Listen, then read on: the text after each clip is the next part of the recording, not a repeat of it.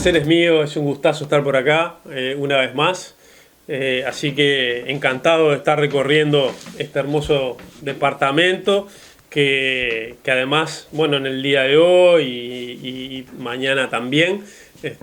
vamos a estar recorriendo no solo la ciudad de Rocha, sino que también vamos a estar por La Coronilla, vamos a estar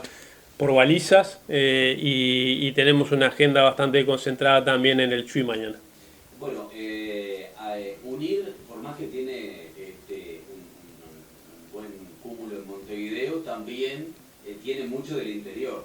Sí. Y visita bastante el interior. Sí, porque UNIR nace, UNIR, Unión de Izquierda Republicana, el sector que representamos y que nace en 2019 ya como la suma de una cantidad de vallistas del viejo Valle de Ordóñez, ese vallismo progresista, de izquierda republicana, que nos fuimos del Partido Colorado justamente porque sentíamos que ya ahí no había espacio para generar digamos, una expresión política que pudiera representar esos valores. Se suma con una cantidad de gente también que en ese momento claramente se identificaba o se asumía como frente amplista desencantada, como gente que bueno, gente también, digamos, que tenía sus primeras experiencias políticas, entonces le interesaba sumarse a un grupo, digamos, con renovación generacional, pero no solo con renovación generacional, sino también con esa yo diría, esa característica de confluencia de distintas raíces progresistas, pero con un mismo objetivo y con, yo diría, valores muy amalgamables entre sí. Y una de las características con las que surge UNIR es con un interés fundamental de que sea una agrupación política de carácter nacional. Y se suma a eso de carácter nacional el interés por el país en su conjunto, el interés por recorrer el país de manera permanente, pero también, como muchas veces decimos, recorrer el interior del interior. O sea, sí. Por supuesto que, y no le voy a contar a la audiencia, ni a ti, ni a quienes están mirando, lo importante que es obviamente ir a las capitales departamentales, porque se toma el pulso del departamento, porque desde el punto de vista político, electoral, nadie va a negar la importancia que tienen desde el punto de vista de la opinión, de la cantidad de votantes, de una cantidad de cosas que uno puede decir razonablemente analizar como estratégicamente es fundamental. Ahora, para nosotros es muy importante recorrer el interior, conocer el interior del interior, lo que está pasando, porque ustedes saben muy bien que no es lo mismo las cosas que pasan en Ciudad de Rocha o las principales preocupaciones, necesidades que tiene la gente, el vecino en la ciudad de Rocha, que en Balizas, o que en el Chuy, o que en Castillos. Es decir, no se repiten, a veces sí, pero muchas veces no. También hay que entender, y es fundamental entender eso para realmente quien quiera representar bien en política los sentires de la sociedad, entender muy bien lo que tiene que ver con el mundo urbano, es decir, lo que son las ciudades, nuestras ciudades, y lo que tiene que ver con toda esa gran cantidad de gente que vive, trabaja, se forma, hace su vida, y es tremendamente un aporte productivo fundamental para el país en la zona rural, que tan mal viene pasando lamentablemente desde hace ya varios meses, en virtud de lo que ha sido una seca tremenda, ¿no? Acumulada por cuarto año consecutivo, pero este cuarto año consecutivo realmente fue una situación tremenda. Entonces, UNIR realmente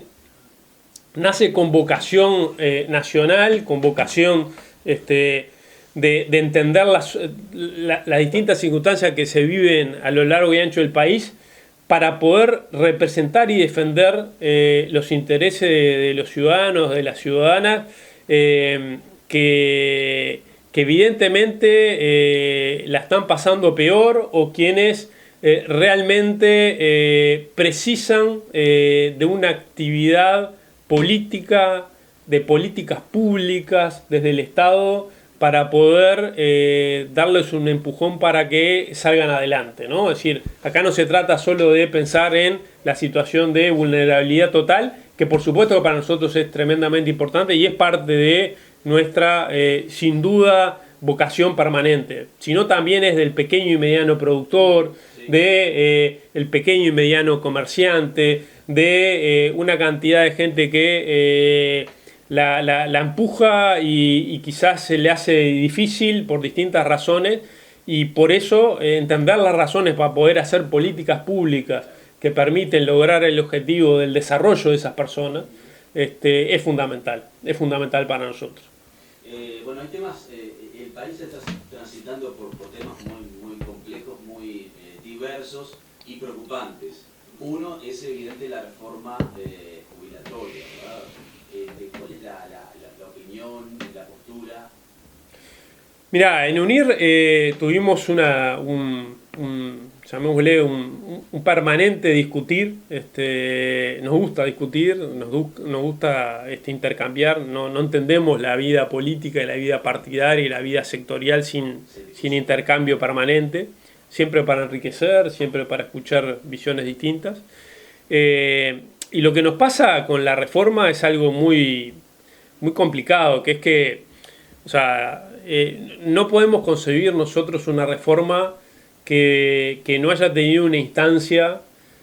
aunque sea relativamente corta, no es lo ideal, pero mucho más cuando estamos hablando de una reforma que es necesaria y nadie pone en discusión eso, ¿no? Pero así como es necesaria,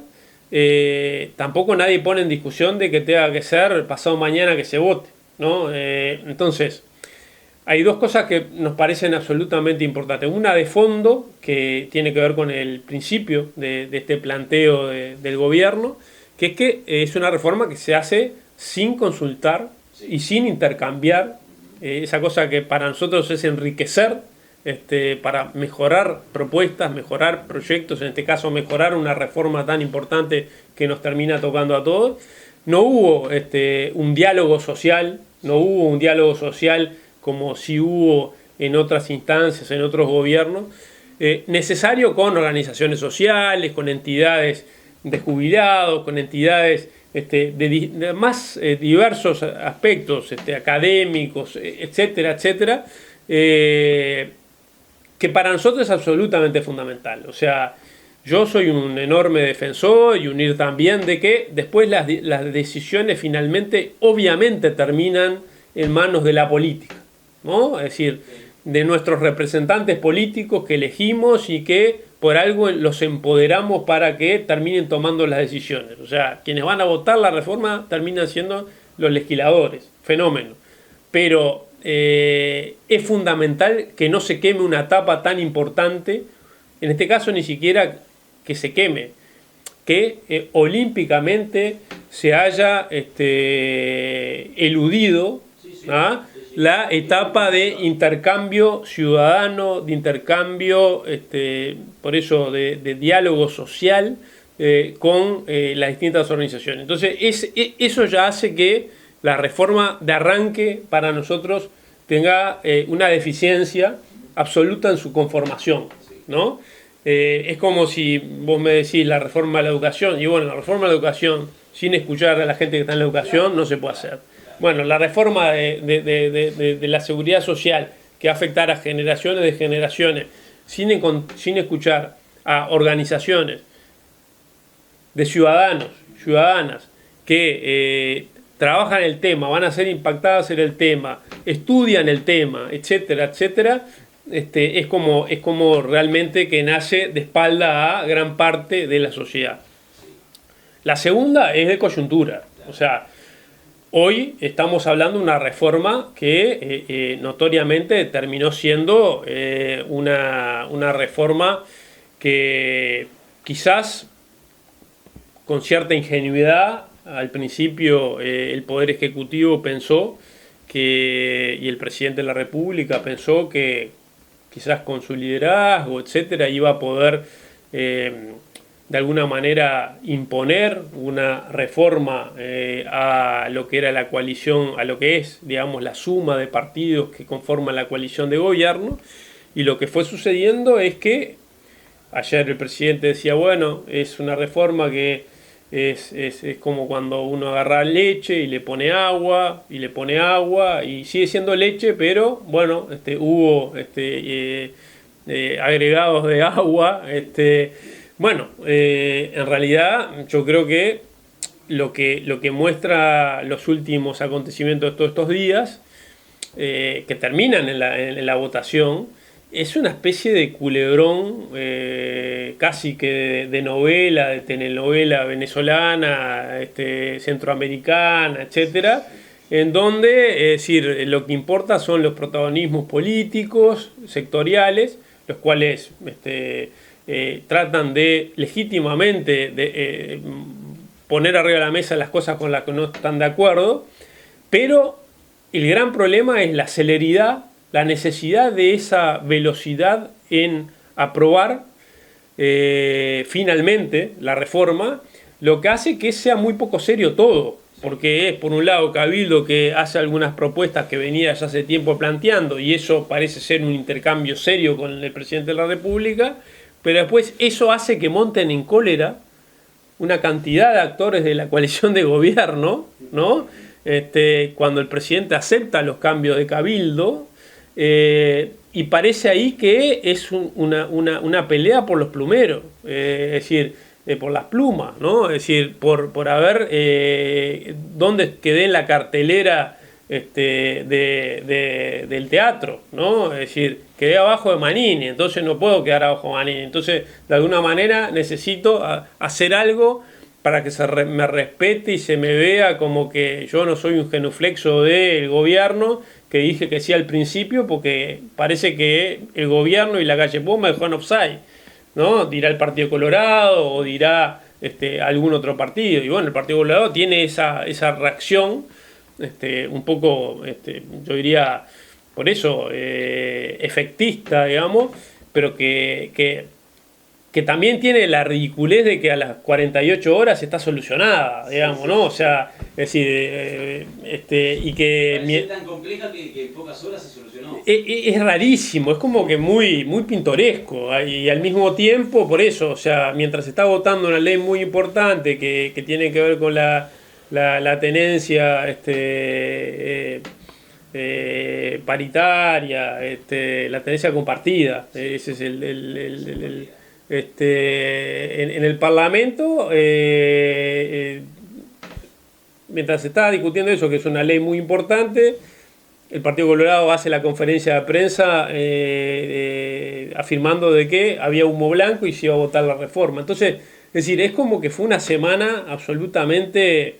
cargada de información, de noticias, etcétera, pero en el caso concreto de la reforma, una semana, yo diría, bastante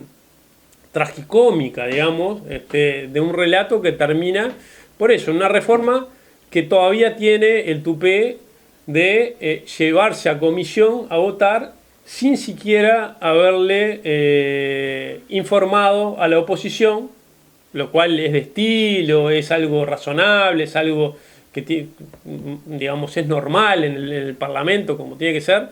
más allá de que sepa que la otra parte del Parlamento no la vaya a votar o lo que sea, ni siquiera fue informada de los cambios, ¿no? Entonces, es altamente probable, me animaría a decir de que si haces un careo entre los legisladores del gobierno, los 50 y pico de diputados y después los senadores, no deben tener claro cuál es la reforma, salvo los que trabajaron en el tema concretamente. Entonces, ¿es esa la reforma que se merece el país? Yo creo que no. Yo creo realmente que no. Por eso una reforma que arranca sin diálogo social, que no incluye a la población en términos generales y a los colectivos representativos del saber, de una cantidad por eso, de especificidades que es natural de que se consulte. No quiere decir que después se vaya a tomar a pie de letra cada cosa que se diga, como decía hoy. Después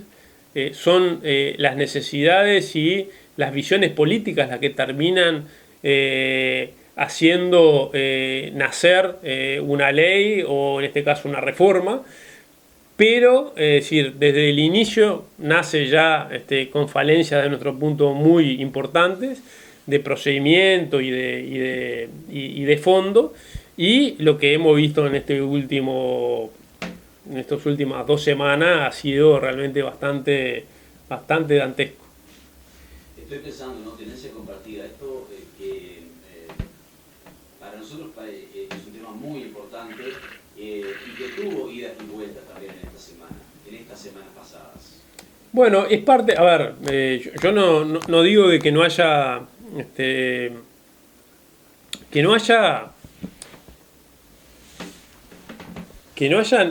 necesidad y que no sea valioso,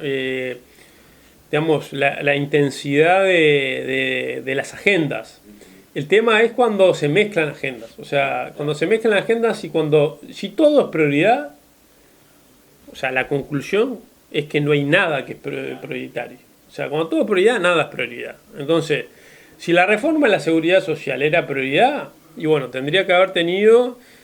a los legisladores que son quienes van a terminar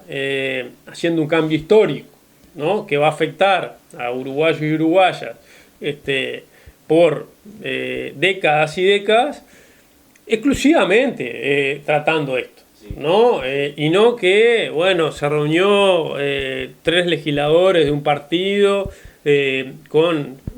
algunos técnicos para ver la vuelta de tuerca que le encuentran, no para mejorar la reforma en definitiva, sino para poder aparecer en la grilla y no quedar afuera de la cartelera del teatro, ¿no? Entonces, es decir, me parece que se ha manejado con mucha frivolidad el tema de la reforma de seguridad social. Se suma esto que, por eso, en las mismas semanas, se pone una agenda legislativa absolutamente, yo diría, pesada, de cosas importantes. Cuando yo, que estuve en el Parlamento 10 años y conozco la mecánica parlamentaria, tú tenés todo el año legislativo.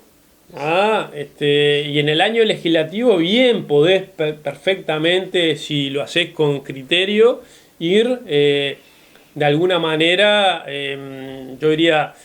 ordenando el debate parlamentario, el debate de comisiones y los tiempos incluso que quiera manejar el gobierno, que es el que tiene la mayoría y es parte de lo razonable, para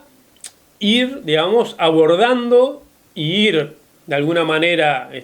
aprobando, ir sacando adelante los proyectos o ir tratando los proyectos prioritarios para el gobierno, pero de forma ordenada, y no que, por eso, al final uno no sabe si en realidad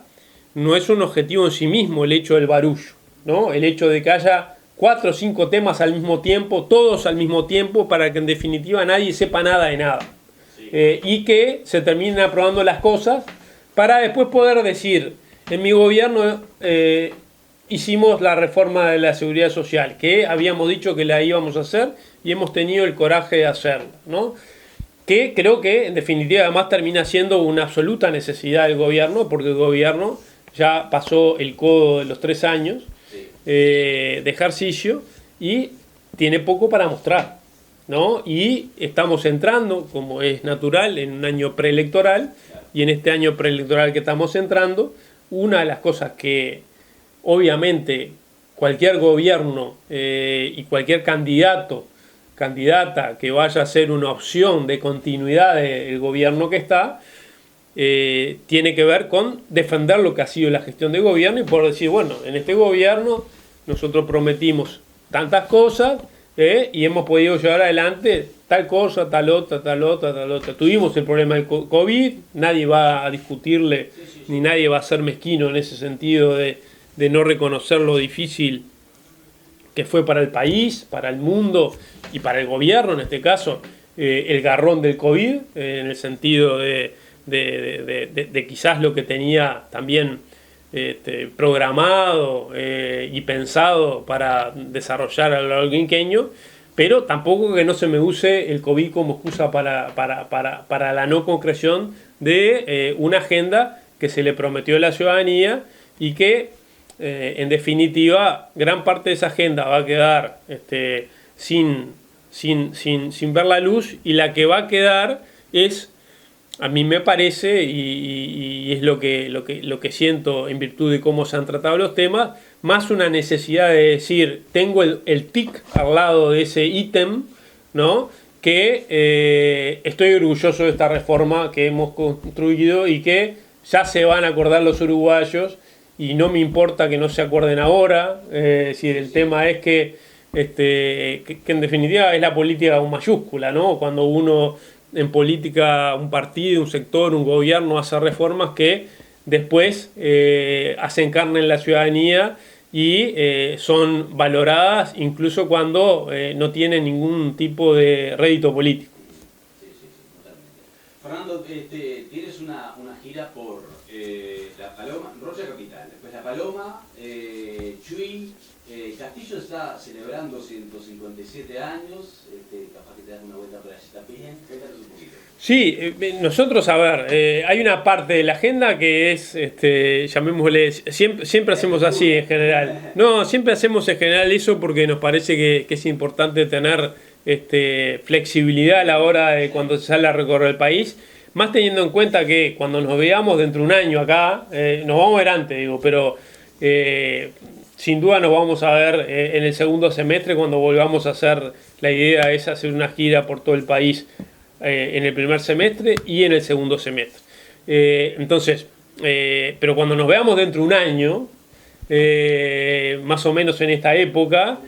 los tiempos van a ser muy cortos. Sí. Es decir, tú vas a estar entrevistando uno y otro a cada rato, va a ser tiempo internas, va a ser tiempo de elecciones, todos vamos a tener menos tiempo y ahí sí vamos a venir con agendas recontra apretadas. Cuando tenemos la posibilidad de justamente recorrer el país a otro tranco, ¿no? En otro ritmo, lo que tratamos de hacer es justamente tomarle el pulso real a la realidad de lo que está pasando en cada lugar del territorio nacional, y eso implica una parte que es, bueno, los compromisos que tenemos con la prensa, los compromisos que tenemos desde el punto de vista político sectorial con los compañeros, compañeras de UNIR, de nuestro sector, de coordinación, también con reunión en un comité del Frente Amplio en el Chuy que tenemos mañana en la tarde, a las 4 de la tarde, y algunas digamos visitas puntuales, pero también dejamos librado tiempos libres, digamos, a los efectos de poder también, digamos, vivir lo que está pasando en el departamento, ¿no? Entonces, esto que tú decías creo que viene muy a cuento, en el sentido de que no es posible estar acá en la vuelta en el marco de esta coyuntura, digamos, y de esta fecha, de estas fechas, sin darse una vuelta por Castillos, obviamente. Entonces,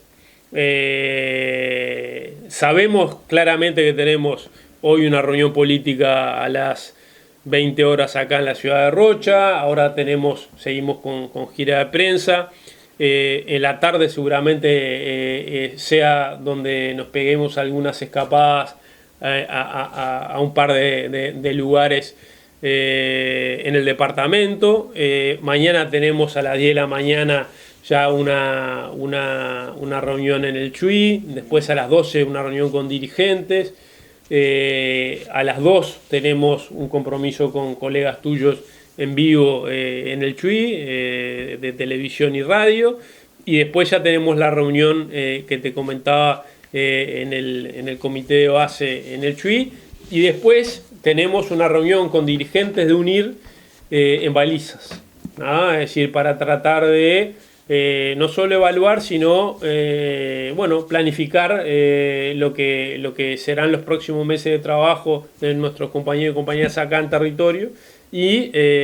también, bueno, una característica que tiene UNIR no es que UNIR se ocupa y se preocupa del interior, sino que el interior está totalmente incluido en los órganos de dirección nacional del sector. Entonces, con nuestro compañero UNIR, en la noche de mañana, en Baliza, además de comer capaz que alguna cosita, vamos a estar conversando sobre todos esos temas que son los que se vienen, ¿no?